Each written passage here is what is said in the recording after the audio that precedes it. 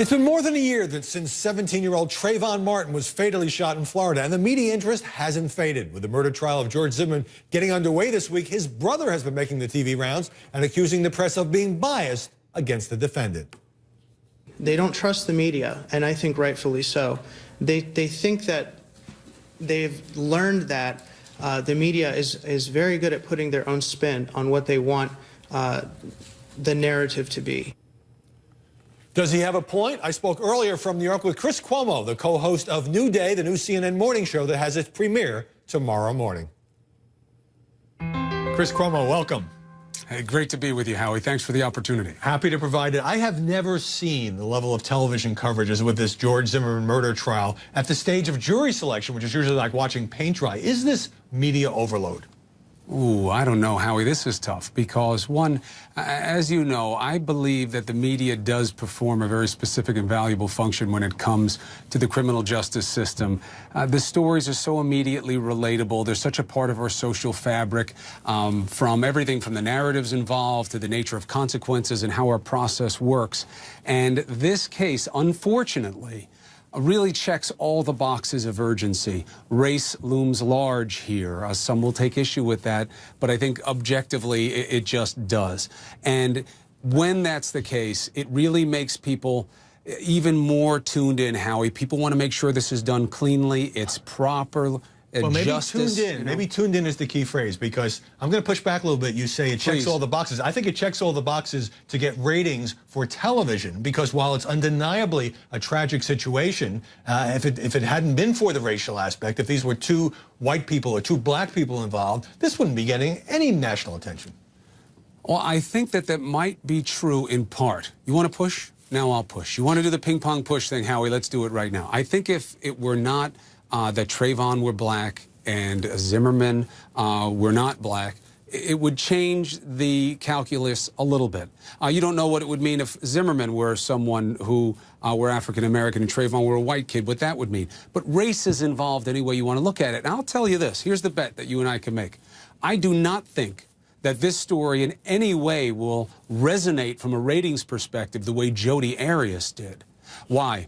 Because this one is about real things beyond the satisfaction of the victim's family and the call for justice. And those matter a lot. I don't mean to in any way diminish them. But you had sex there, and you had beauty at play, and the fascination with the salacious that drove Jodi Arias.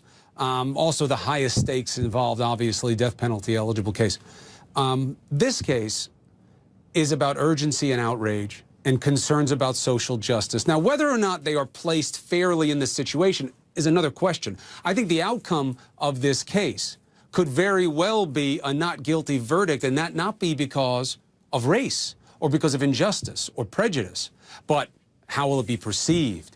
Can you get a fair trial? Can you get a fair analysis of the trial? Those are big questions, and it should be paid attention to for that, but I don't think it will rate as well as Jodi Arias. All right, well, that's setting a high bar, but as the media chews up sides here, in my view, some people saying Trayvon Martin, obviously unarmed teenager, ends up dead. Others thinking that George Zimmerman got railroaded. There was pressure to indict him. I fear, and I think we saw signs of this when the story was red hot the first time, that the media might play a racially inflammatory role. Your thoughts?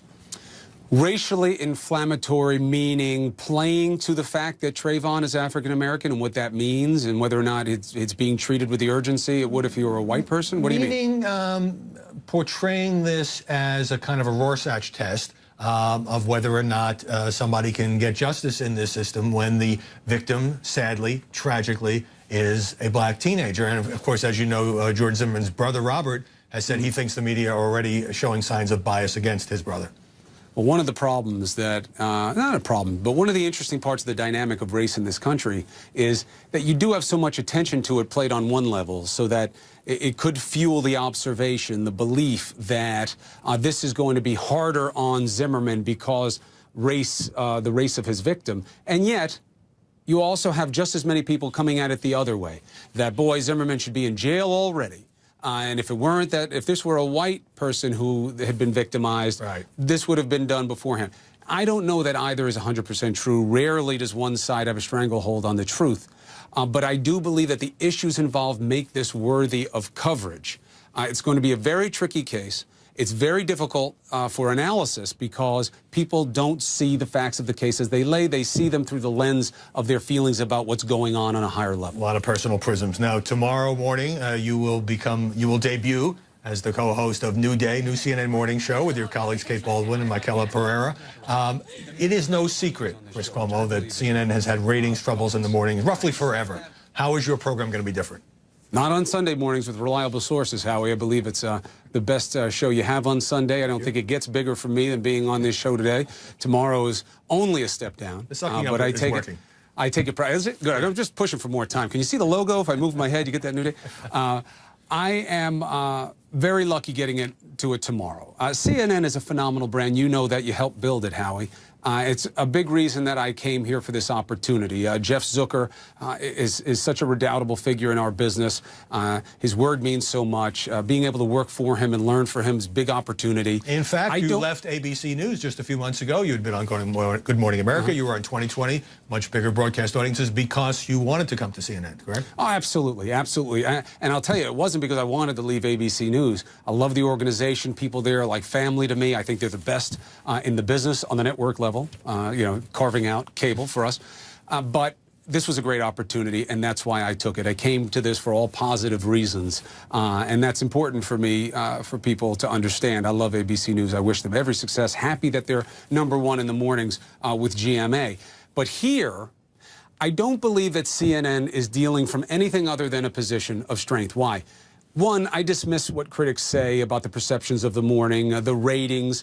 CNN is going through a journey of going from being largely an exigency-based news platform, an emergency. You know, we're kind of America, if not the world's panic button. When something's going on, they want to see us because we're going to be there in force, do it well, stay there as long or longer than anyone else, and that's a great cachet to have for your brand. But I also believe that the evolution that Jeff is trying to take us through, Mr. Zucker, is that there are reasons to watch even when there's not this huge urgency.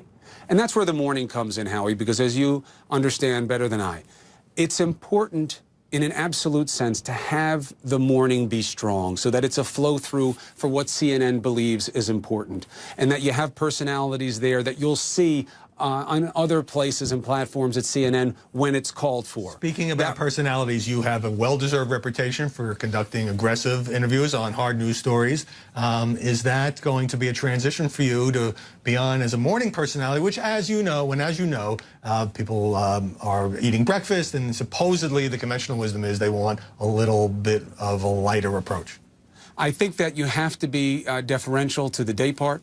People are starting their day. There's an urgency involved in that because you only get one chance to start your day. You want to know what happened last night. You want to be equipped with the information and perspective that you need to get out there and do whatever responsibilities you have. But also, it is a little bit more quiet and more gentle of a time, and I understand that, and I appreciate it. That said, Howie, I do believe we underestimate the audience in believing that they aren't full of care and concern at that time. I believe that in the morning, it is important for our audience to understand that we care too. We care specifically about them and what matters to them, and that I'm going to go after that every day, day in and day out. I'll have a smile on my face a lot of the time because, as you know, we've been friends a long time.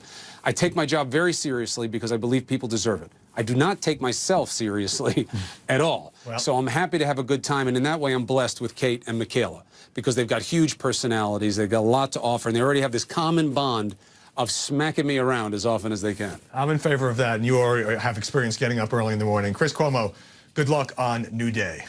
Hey, Howie, thank you so much.